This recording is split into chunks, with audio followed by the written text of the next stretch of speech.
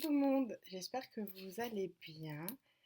Alors, je vous retrouve aujourd'hui pour un nouveau point lecture. Voilà, donc j'ai 5 livres à vous présenter. Ce sont mes lectures depuis début novembre. Je suis en train d'en terminer un, donc qui viendra dans le prochain point lecture. Euh, voilà, donc je vais vous présenter les livres. Les livres que je vais vous présenter, vous les connaissez déjà. Je vous les ai dit dans ma pile à lire, donc dans ma vidéo pile à lire du confinement. Je vous mettrai la vidéo quelque part au niveau du... là, je pense. Ou là, je sais pas encore. Donc, je vous disais, j'ai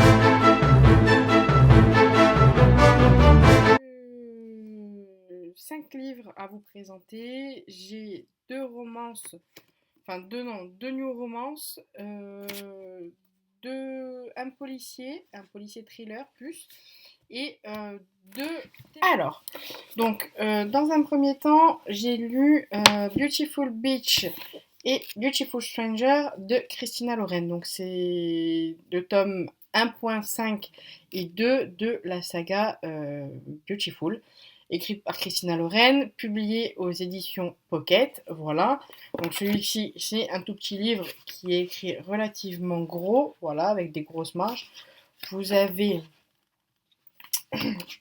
vous avez 156 pages pour celui-là et vous avez de 348 pages pour celui-ci. Donc, dans un premier temps, je vais vous parler de Beautiful Beach. Alors, Beautiful Beach, qu'est-ce que c'est C'est la suite directe de Beautiful Bastard, qui est le tome 1. On va suivre encore Chloé et Bennett, voilà, mais ici, plus du point de vue de Chloé, comment ça s'est passé pour elle après sa séparation douloureuse avec Bennett. Voilà, alors sincèrement, c'était un bon livre, mais trop de sexe. Trop de sexe qui fait que bah, au bout d'un moment, on sature. Voilà, on sature. Enfin, moi personnellement, il y a des passages que je passais parce que j'en pouvais plus, quoi. Je veux dire, c'est pas possible. Voilà, c'est pas possible, il y a trop de sexe. Autant j'ai aimé le premier tome, etc., autant celui-là, j'avais hâte de le terminer. Après, en soi, c'est pas un mauvais livre. Voilà, je pense qu'il faut le lire quand même pour savoir, du coup, pour savoir pour l'histoire, la suite de l'histoire de Chloé Bennett. Mais en soi, si vous le lisez pas, c'est pas très très grave. Voilà, surtout que là, ensuite, on va les voir. Euh, il va la demander en mariage. Enfin bref, voilà. Le livre est toujours raconté des deux points de vue, donc du point de vue de Bennett et du point de vue de Chloé. Vous avez une police pour Bennett et une police pour Chloé. Voilà, vous avez deux polices différentes pour chaque personnage, donc ça nous permet de savoir qui parle et de savoir quel personnage on suit. Ensuite, du coup, donc dans la même saga, j'ai lu Beautiful Stranger de Christina Loren, toujours aux éditions Pocket. Voilà, donc là, on est toujours dans le groupe Chloé, Bennett, etc. Sauf que là, on va suivre Sarah, qui est la meilleure amie de Chloé, et Max, qui est un ami de Bennett. Voilà. Max est un tombeur, Sarah vient de larguer son petit ami, et en fait, ils vont se retrouver tous les deux à New York, ils vont coucher ensemble, et puis voilà, ça va être le début d'une histoire d'amour entre eux. Concrètement, là aussi, beaucoup trop de sexe. Voilà, je pense que je suis dans ma période en ce moment où, bah, du coup, ce genre de livre-là, j'ai un peu plus de mal. Voilà, je trouve ça pas réaliste. Enfin, j'ai pas trouvé ça très réaliste. Alors peut-être que ce livre-là a été paru en 2013, il me semble, si je vous dis pas de bêtises. Euh, si je vous dis pas de bêtises, oui, c'est ça, 2013. En toute honnêteté, je pense que en 2013, c'est ce qu'on attendait d'un New Romance. En 2020, enfin, plutôt 2020, ouais, fin 2020, c'est plus compliqué.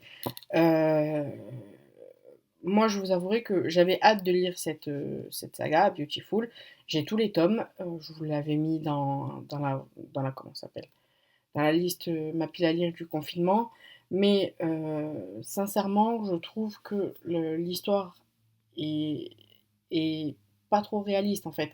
C'est-à-dire que ça vire quand même au harcèlement, etc. Bon, alors après, en soi, c'est pas un mauvais livre, c'est même un excellent livre, mais bon, voilà, moi je pense que en ce moment, c'est pas ce qu'il me faut. Donc je pense que j'ai peut-être pas lu à la meilleure période. Je vais voir ce que je vais en faire. Ensuite, le deuxième livre dont je vais vous parler, c'est J'irai tuer pour vous de Henri Lovenbroek aux éditions J'ai lu, publié en 2018, si je ne vous dis pas de bêtises, 2018-2019, c'est un livre récent. Euh, oui, tout à fait, 2018-2000, c'est ça. Et en fait, à l'intérieur, vous avez 825 pages. Alors, clairement, c'est 825 pages de bonheur. Voilà, j'ai acheté ce livre en pensant qu'il me plairait bien. Et ben, je ne me suis pas trompée. Déjà, le titre, j'ai accroché avec le titre, donc J'irai tuer pour vous. On va suivre Marc Masson, qui est un déserteur et qui va être rattrapé par les services, par la DGSE française. Donc ce sont les services secrets français, voilà. Et en fait, de manière officielle, ça va être un agent de la DGSE, donc un espion. De manière officieuse, il va tuer pour le compte de l'État. Voilà, on va lui donner des missions de meurtre, des missions d'assassinat, en gros, concrètement. Euh, alors, il faut savoir que ce livre s'inscrit dans un contexte réel. C'est-à-dire que tous les faits qui sont racontés là-dedans ont réellement eu lieu. Voilà, l'auteur a juste changé du... le nom de l'agent, puisque c'est tiré d'une histoire vraie, voilà, pour le coup. Le nom de l'agent, mais en soi, les faits qui se sont passés là, on est sur fond on est sur fond de politique, hein, attention, voilà. Donc si vous n'aimez pas la politique, c'est même pas la peine. Mais en soi, je ne suis pas une grande fan de politique et je vous avouerai que j'ai dévoré ce livre d'une traite. Voilà, c'est une pépite. Vraiment, c'est une pépite. Euh, on va suivre Marc Masson en fait depuis son enfance à peu près, enfin via ses carnets. Ça se passe en 1985, donc via ses carnets, il a une vingtaine d'années, 25 ans.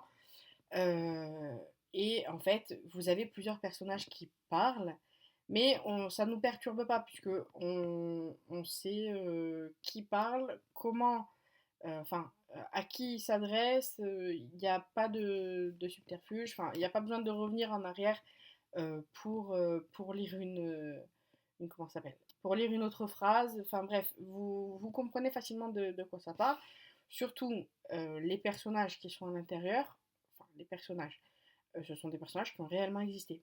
Donc ceux qui font partie du roman, vous retrouvez notamment Jacques Chirac, François Mitterrand, Charles Pasqua, etc. Donc moi, je n'étais pas née dans les années 80, mais voilà, je suis née en 92 et si vous voulez, moi je suis née quand Chirac était au pouvoir. Mais c'est un pan de l'histoire de France et puis sincèrement, je vous le recommande fortement. Ne serait-ce que si vous voulez passer un bon moment à lecture, vous allez le trouver avec ce livre-là. Tout simplement parce qu'on se croirait dans un scénario en fait.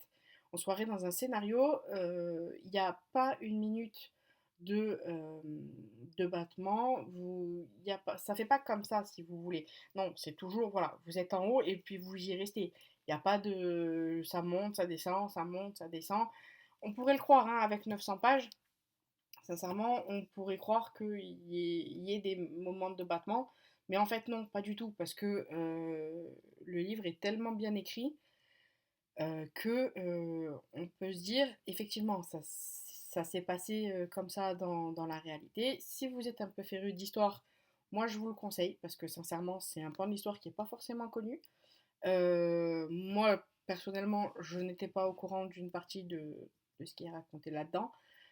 Voilà, donc encore une fois, une pépite et qui va rester sûrement dans ma bibliothèque et que je recommanderais à beaucoup de mes amis. J'ai lu La goûteuse d'Hitler de Rosella Postorino aux éditions Le Livre de Poche, voilà, qui a été publié en 2017, 2020, pardon, qui a été publié en 2020, voilà, et qui fait 380 pages, voilà. Donc là, on va suivre Rosa qui va devenir goûteuse d'Hitler. Voilà, donc c'est-à-dire que vers la fin de la guerre, on est en 1943, c'est-à-dire 2 ans avant la fin de la guerre, Hitler soupçonne les Alliés de vouloir l'empoisonner, etc. Donc du coup, il va faire goûter tous ses plats à des goûteuses, voilà. Uniquement allemandes, il n'y a que des femmes, elles sont toutes allemandes, elles sont toutes jeunes. Enfin bref, voilà, le personnage comme on le connaît, hein, voilà, clairement. Euh, je ne savais pas, moi, pour ma part, que Hitler avait eu recours à des goûteuses. Alors, d'après ce que j'ai lu sur ce livre, certains historiens pensent que Hitler n'a pas eu recours à des goûteuses. Certains pensent que oui. Donc, bon, écoutez, dans le cadre de cette vidéo, on va penser que oui, hein, puisque c'était le nom du livre, voilà. Alors, que penser de ce livre? Eh bien, tout simplement, j'étais emballée par la quatrième de couverture, voilà. J'ai été emballée par la quatrième de couverture parce que pour moi, elle risquait sa vie tous les jours comment ça s'appelle? En goûtant les plats d'Hitler, hein, voilà, clairement. On en apprend un peu plus, mais je vais être honnête avec vous, c'est pas le sujet principal de l'histoire. Voilà. Le sujet principal de l'histoire, c'est Rosa, et en fait, il y a une partie que j'ai pas tout à fait compris. Pourtant, c'est pas faute de l'avoir relu, hein, mais il y a une partie que j'ai pas tout à fait compris dans la mesure où, en fait, c'est Rosa qui parle. Voilà, donc ça serait un témoignage. C'est Rosa qui parle et il y a beaucoup, c'est beaucoup romancé en fait. Voilà, c'est beaucoup romancé. Euh, Disons que le côté goûteuse d'Hitler, il est passé à côté pour surtout son histoire d'amour avec son mari et son histoire d'amour avec un SS. Là encore, j'ai lu pareil, j'ai lu quelque chose, voilà, je veux dire, à la fin du livre, donc dans les remerciements, elle nous dit que ce livre-là a été inspiré de la vie de Margot Walt, qui a été la dernière goûteuse d'Hitler encore en vie, voilà. Elle avait toujours gardé le silence, mais au bout d'un moment, elle a décidé de parler, voilà. Sauf que elle est décédée avant que l'autrice ait pu écrire ce livre. Et sincèrement, j'ai fait quelques recherches, voilà, parce que je me suis dit que ça peut être un très bon pan de l'histoire. C'est un pan de l'histoire qu'on ne connaît pas. Moi, personnellement, on ne me l'a pas appris dans les livres, voilà. Et en fait, ben, dans cette histoire-là, elle se fait violer, quoi.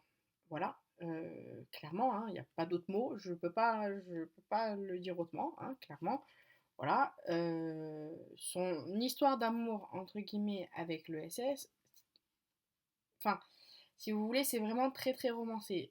Disons que il y a beaucoup de, il y a beaucoup de choses qui moi m'ont dérangé. Voilà, donc dans ce livre, c'est un bon livre, mais si vous voulez tabler sur le côté historique du truc, c'est pas celui-là qu'il faut lire, hein. Voilà, je pense que pour des livres sur la Seconde Guerre mondiale, je pense qu'il faut vraiment tabler sur autre chose. Parce que, encore, je pense que celui-là, non, au niveau historique, je parle, hein. Au niveau historique, il est vraiment pas top. Et puis, sincèrement, je pense que vous allez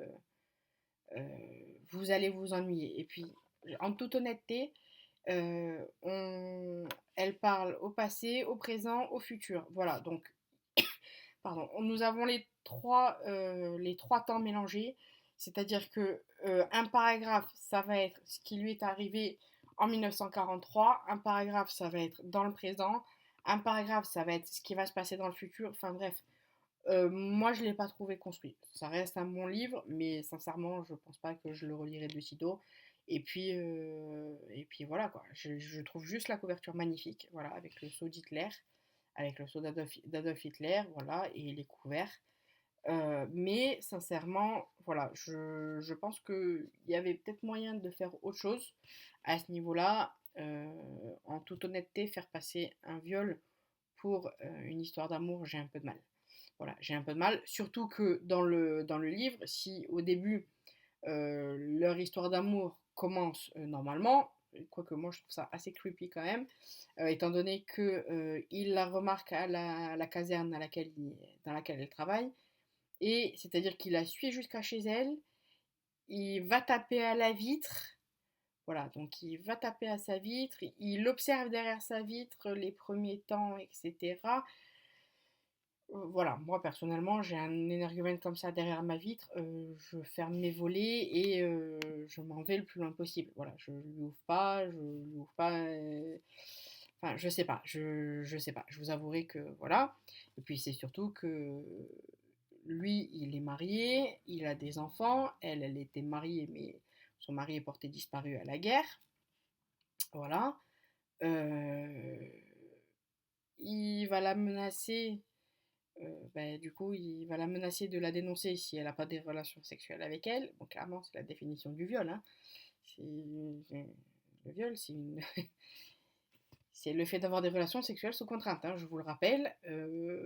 Là, clairement, on est dedans, hein. Voilà, là, clairement, on est dedans. Donc moi, la scène du viol, disons que non. Non, voilà. Et surtout, la fin, en toute honnêteté, j'ai pas compris. Voilà, j'ai pas compris.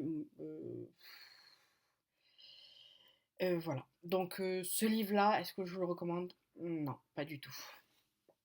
Enfin, le dernier livre, pareil, qui m'a bouleversée, c'est Pourtant je leur avais dit de Cassie Hart. On va suivre du coup Cassie qui, depuis qu'elle est petite, subit les remontades de sa mère et les brimades en fait, donc les brimades de sa mère sont... Et puis en fait, elle va être abusée sexuellement par Oncle Bill, euh, voilà, qui est son parrain, accessoirement, enfin qui est présenté comme son parrain, qui en réalité est son père biologique. Voilà, déjà, ça met dans l'ambiance. Euh, voilà, voilà, super. Que vous dire sur ce livre? Ben, ce livre, sincèrement, il m'a ému parce que la mère de Cassie a déjà 4 enfants avant elle. Euh, non, 3 enfants avant elle. Elle a deux filles et un fils, etc. Cassie étant la dernière, donc en fait, Cassie est le résultat d'une relation adultère que sa mère a eue avec Oncle Bill. Voilà, c'est bon? Vous suivez toujours? Voilà, donc en fait, Oncle Bill va lui manifester beaucoup trop d'intérêt, ou du moins un intérêt qu'il ne doit pas manifester pour une petite fille. Voilà. Il va, bah, du coup, ils vont jouer tous les deux. Je mets entre guillemets jouer, tout simplement parce que ce sont les termes qui sont utilisés dans le livre. Voilà, ce ne sont pas les miens.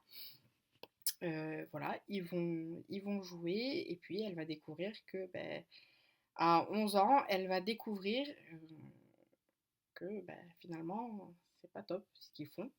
Elle le sait en elle-même, hein, mais elle ne comprenait pas. Elle a beau le dénoncer à sa mère ne la croit pas. Sa mère la tient responsable de tous les problèmes de la maison. Enfin, tout ce qui va de travers dans sa vie, c'est à cause de la petite Cassie. Voilà. Sa mère, je l'ai trouvée quand même très très dure. Voilà, très très dure. Je l'ai trouvée quand même assez abjecte, voilà, clairement, hein, on va pas se mentir. Clairement assez abjecte, voilà, et en fait, on se rend compte que cette petite fille, ben, elle a peur, et qu'il y a il y a personne qui en parle avec elle. Voilà, elle est toute seule. Les adultes lui disent que si elle en parle, il y a personne qui la croira, que c'est une menteuse. Et puis, ben, finalement, on se rend compte que finalement, la portée des mots qu'on a sur nos enfants, elle est énorme. Parce que bon, quand votre oncle que vous idolâtrez vous dit personne ne te croira si tu racontes ce qui t'est arrivé, voilà.